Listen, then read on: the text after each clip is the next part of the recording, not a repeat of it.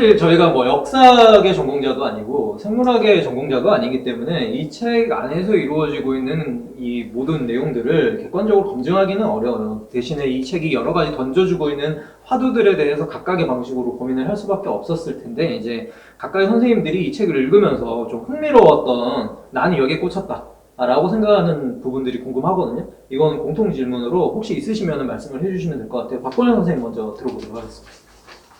저는 이제 그 2부 마지막 부분에 이제 가부장제와 성차, 그러니까 젠더 문제를 논하는 부분, 그 부분이 제일 흥미로웠습니다. 그러니까 엄청 재밌게 읽었는데, 웃으면서 읽었어요. 근데 이유가, 유발 하라리 그런 식으로 서술을 해요. 그러니까 그 여성과 남성의 어떤 차별, 이런 것들이 이제 뿌리 깊이 남아있고, 그것이 과거부터 지금까지, 그리고 다양한 종족들과 다양한 사회에서 계속해서 가부장제가 공통적으로 발견이 되고 있는데, 유발 하라리가 보기에는 여성과 남성의 생물학적인 그런 격차라든지 차이가 차별을 그렇게 오랫동안 지속할 만큼의 차이가 아니라는 거죠. 오히려 여성들이 뭐 생존에 더 유리한 조건을 많이 갖고 있고, 생물학적으로도 뭐 그런 뭐 실제 근거들도 들면서 왜 이 가부장제라는 것이 동서양 막론하고 고금을 막론하고 계속해서 이렇게 뿌리 깊이 남아있는가에 대해서 여러 가설들을 동원을 해서 설명을 하려다가 결국 실패하고 잘 모르겠다.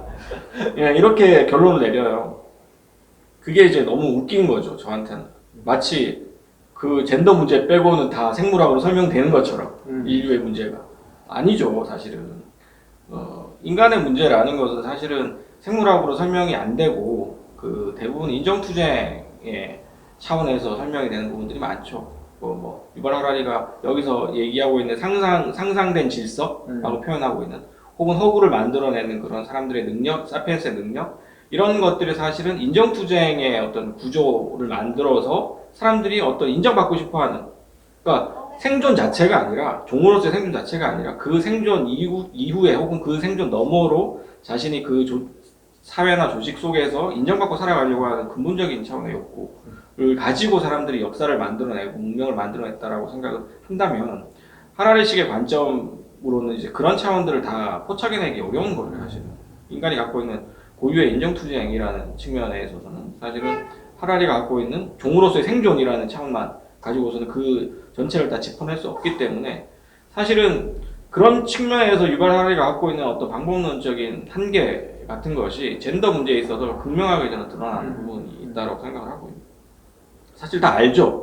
페미니즘 전공하신 분이나 이런 분들은 생물학으로 다 설명이 안 된다는 걸 너무나 잘 알고 있죠, 이미. 이것은 사회적으로 형성이 되어 있고, 생물학적으로 아무 근거가 없음에도 불구하고 이것은 권력의 어떤 구조 때문에 계속해서 고착되어 오고 강화되어 오고 혹은 변형되어 왔다. 이 사실을 누구나 알고 있지만, 사실은 이거를 생물학의 잣대로 질문을 던지면 전혀 알 수 없는 문제가 돼버리는 거예요. 그래서 우리가 답을 제대로 얻으려면 질문 똑바로 던져야 된다는 걸 알 수 있어요. 질문을 잘못된 방식으로 던지면 잘못된 대답이 나올 수밖에 없어요. 그래서 이 페미니즘이라든가 젠더, 성차 문제 같은 것들에 대해서 제대로 답변을 하려면 결국은 이런 방식, 빅기 스토리 같은 방식이 아니라 이를테면 사회과학 혹은 인문학이라든가 다른 방식, 인류학이라든가 다른 방식의 질문을 던져야지 사실은 우리가 그나마 좀 근접한 답으로 접근할 수 있다는 거 하나고요.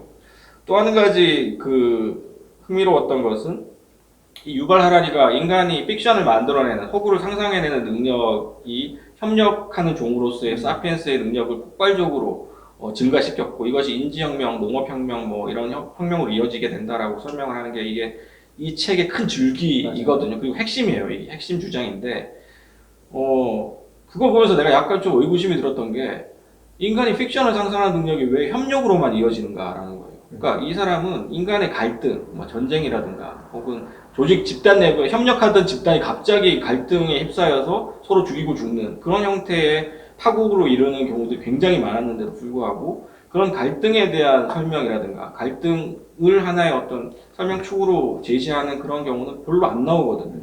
대부분 사피엔스가 어떻게 생물로서 최정점에 이르게 되었는가? 그것은 협력했기 때문이고, 그 협력은 인간이 허구를 상상할 수 있는 능력 때문이다. 이런 식으로 그냥 이어져요. 그럼 갈등은 어디 갔냐는 거죠. 인간이 그렇게 많은 사람들을 서로서로 죽이고, 그리고 조금이라도 다른 타자가 나타나면 굉장히 배제하려고 하고 차별하고, 이런 것에 대해서 유발 하라리는 규범적인 판단을 여기서 계속 내리면서도 그 이유에 대해서는 설명을 못 하고 있어요. 음. 그거는 제가 봤을 때는 갈등에 대해서 설명할 수 있는 고리를 제대로 못 찾았기 때문이 아닌가 하고 저는 생각을 하고 있어요. 그래서 그 두 가지 부분이 제 개인적으로 좀 흥미롭게 봤던 부분입니다. 약간 허구 만능론 같은 게 한편으로 네. 있는데 그러면은 저희들의 역할이 중요하지 않나요? 허구를 생산하는 대상. 그렇죠. 그 얘기도 사실은 또 한마디 더 하자면 이 허구라는 것이 결국 거짓말, 자기 기만의 능력이거든요. 기만하는 능력인데 이거는 인간만이 구현한 능력은 아니에요. 동물도 얼마든지 기만을 할 수 있고 뭐 지능이 뛰어난 돌고래보다도 지능이 뛰어나다고 얘기하는 범고래 같은 경우에는 이중 스파이 같은 전략도 쓴단 말이죠.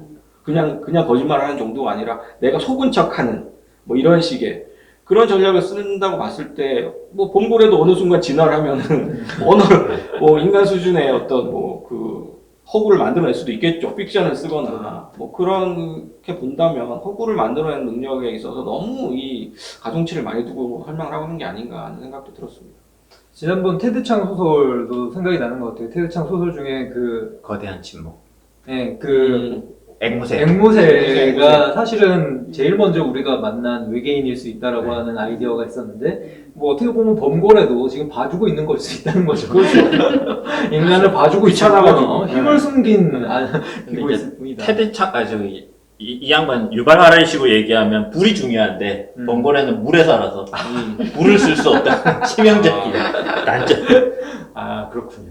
근데 이제 여기 그 허구를 상상할 때 주로 동원되는 방식이 뒷담화라고 얘기를 하잖아요. 결국엔 남 얘기하는 거, 그리고 남에 대한 이야기를 하다 보면은 자꾸 험담을 해야 되니까 없는 험담도 만들어내고, 결국에는 이 허구의 이야기를 만들어내는 상상력이라고 하는 것들은 남에 대한 어떤 지나친 관심, 그 다음에 그 남을 항상 자기와 비교해서 이렇게 끌어내리려고 하는 어떤 그런 경쟁 심리, 뭐 이러한 것들이 결국 협업 혹은 협력이라고 하는 것들의 이름으로 계속해서 진행되어 온 거죠. 이건 좀 약간 TMI일 수 있는데 그 뒷담화 얘기도 보면서 약간 갸웃하게 된 게 저는 뒷담화 잘 안 까거든요. 모여서 남 얘기 그렇게 뒤에서 험담하고 그러지 않아요. 저는 당당하게 앞에서 디스하고 뒤에서는 주로 칭찬을 하거든요. 거짓말. 오늘 술 한잔 하면서 흉금을 터보죠 다시. TMI라고 말씀드렸지 정말 않습니까? 뒷담화를 많이 하는 저로서는 이해할 수 없네요. 뒷담화 왜 뒤에서 담화를 하냐고. 앞에서 해야지. 심재경 선생님 뭐 더 말씀하시려고 하지 않았나요? 아니 근데 뭐 저는 이제 앞에 그 선생님이 그 젠더 얘기할 때 성차별 얘기할 때 사실 저도 이제 그 부분 읽으면서 좀 되게 좀 당황스러웠거든요. 아니 왜 이분이 이렇게 이야기를 하시나. 근데 결국에는 왜 이렇게 지금 오늘날까지 이런 가부장제 신화가 왜 안 없어지는지에 대해서는 끝내 이야기를 안 하고 있거든요. 그러니까는 사실은 뭐 이거 자체가 아까도 얘기했지만 권력의 문제라는 거. 그런데 이게 문제는 사실 이게 이 사람이 전체적으로 보면은 인류는 어떤 다양성이 이제 없어지면서 고유성이나 다양성이 없어지면서 이제 하나로 되는 통합으로 가는 게 어떤 진화의 방향이라고 얘기를 하잖아요. 근데 그러면서 이렇게 차별에 대한 얘기들이 결국에는 둘이 뭉실해지는 것 같아요. 그러니까는 어떤 그런 성차별의 문제뿐만 아니라 사실 인종차별이라든가 민족차별이나 계급차별 그런 차별에 대한 이야기들이 결국에는 이 책의 구도 안에서는 이야기될 수 없기 때문에 그렇죠. 그렇기 때문에 그런 그 성차별 문제, 젠더와 관련된 문제에 대해서도 얘기할 수 있는 어떤 그 여지가 없는 거죠. 이 책의 구도 안에서는. 근데 이제 저는 뭐 이 책 안에서 이 사람이 그 강간에 대한 얘기를 하면서 뭐 옛날에는 사실 옛날도 아니고 이미 19세기도 그랬지만 강간을 일종의 재산권 침해, 소유권 침해 뭐 이러한 걸로 이제 남성의 그런 소유 무리인 아내나 혹은 딸이나 뭐 이런 사람들을 강간했을 때 그거를 재산권 침해로 봤다라는 거. 근데 이걸 보면서 이제 뭐 최근에도 한국의 경우에도 이제 무슨 성폭력 사건 있을 때 합의금을 내잖아요. 합의금을 내면 감형이 되잖아요. 그래서 참 이게 뭐 우리가 그렇게 뭐 이렇게 소유권 침해다, 뭐 재산권 침해다라고 말은 하진 않지만 여전히 그러한 의식이 이게 남아 있는 게 아닌가라는 그런 생각이 좀 들더라고요. 그래서 참 이게 그 성차별 문제는 왜 이렇게 안 없어지는 건지 좀 그런 생각이 들었어요. 생물학만으로는 아무래도 설명할 수 없는 이야기. 그러니까 지금 우리 사회에 일어나고 있는 대부분의 부조리하고 폭력적이고 부당한 일들은 대부분 생물학적 근거 따위는 없는 일이거든요.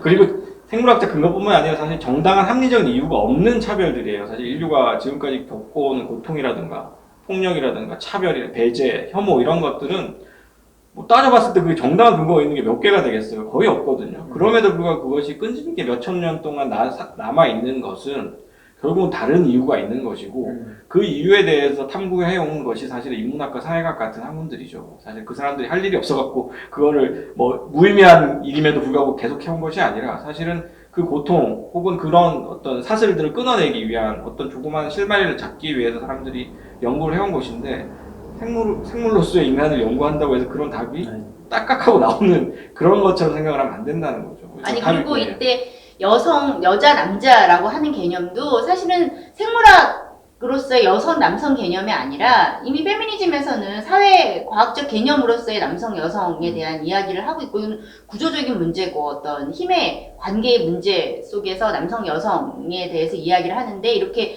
다시 생물학으로 환원해버리면 그러면 참 곤란하죠. 네. 인문학 화이팅! 인문학 힘을 내야 된다. 배상민 작가님도 더 말씀하실 게 있을까요? 저는 좀 다른 얘기인데요. 저는 그 여기 나오는 괴페클리 테페라는 그 유적 있잖아요. 그 유적을 생각도 안 나. 유적 터키에 있대요. 저는 그거를 사실 이 책 읽기 전에 그 유적을 보고 너무 좋아서 사실 제가 꿈이 어렸을 때 역사 교사였거든요.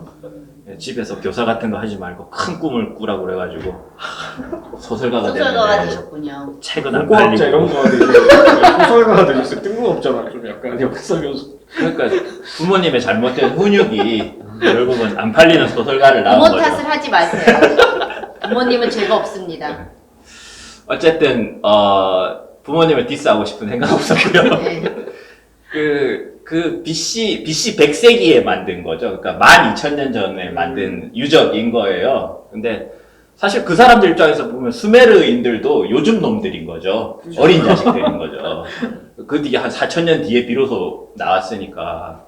근데 이걸 보고 이제 역사학자들이나 고고학자들이 난리가 났대요. 12,000년 전에 이런 섬세한 조각을 하고 기둥도 엄청 커요. 한 20몇 미터씩 돼요. 대체 석기 정도만 쓰던 사람들이 이걸 어떻게 만들었을까? 두 번째는 이 게페클리 테페를 아무리 뒤져봐도 농업을 했다는 증거가 안 나온대요. 그러니까 알고 보니 사실은 여기서 농업을 한 게 아니라 수렵 채집인들이 이걸 만들었다는 거거든요. 그러니까 원래는 설이 뭐냐면 농업을 하기 위해서 사람들이 모였고 그래서 유적을 신전을 이런 걸 세웠고 그래서 도시가 형성됐다는 건데 이 게페클리 테페 때문에 이게 완전히 뒤집힌 거예요. 어떻게 뒤집혔냐면 도시를 먼저 만들고 그 다음에 인간의 필요에 의해서 농업을 발명했다라는 쪽으로 이제 학설이 바뀌는 거죠. 이거는 제가 볼 때 엄청난 차이인 거예요. 그러니까 왜냐하면 여태까지는 사실 우리는 맨날 논리적으로만 뭔가를 추론하다 보니 역사 기록에 없는 것들을 자꾸만 이랬을 것이다라고 추론하고 그걸 마치 정설인 것처럼 얘기를 하잖아요. 여기도 그런 얘기가 나오고 수렵 채집인들이 농업인들보다 훨씬 더 건강했고 부유했을 잘 먹었을 거라고 얘기하지만 알 수 없는 거예요. 게페클리 테페에 있던 그 사람들은 노예 노동을 안 했을까 하는 거죠. 그 엄청난 건축물 다 자발적으로 좋아서 돌 깨고 앉아 있었겠냐는 거죠. 그건 아니었을 수도 있어요. 그때 이미 계급이 출현했을 수도 있고 뭐가 아직까지 뒤집힐지 모른단 말이에요. 그러니까 제 생각에는 그 게페클리 테페라는 12,000년 전에 그 유적의 발견은 어떻게 보면 인간이 아직도 무지하다라는 것. 그 다음에 인간이 사실 역사라는 픽션 속에서 잘못 뭔가를 오해하고 있다는 것. 그런 것들을 드러내주는 유적이었고, 그런 점에서 이 책과 유일하게 맞닿는 점이 있다면 이 책이 그러잖아요. 현대과학의 가장 큰 그 성과랄까? 뭐 장점은 우리가 무지하다라는 것을 인정하는 것부터 시작한다는 얘기를 하잖아요. 그래서 그거랑 게테클리 테페는 잘 맞는 게 아닌가 그런 생각이 들었어요. 네, 이런 역사의 해박한 배상민 작가의 지식을 이야기로 즐기시려면 콩고를 찾아 읽으시면 됩니다. 자매품 조공 원장 대 페이크 픽션. 페이크 픽션. 자, 여기까지 하고요.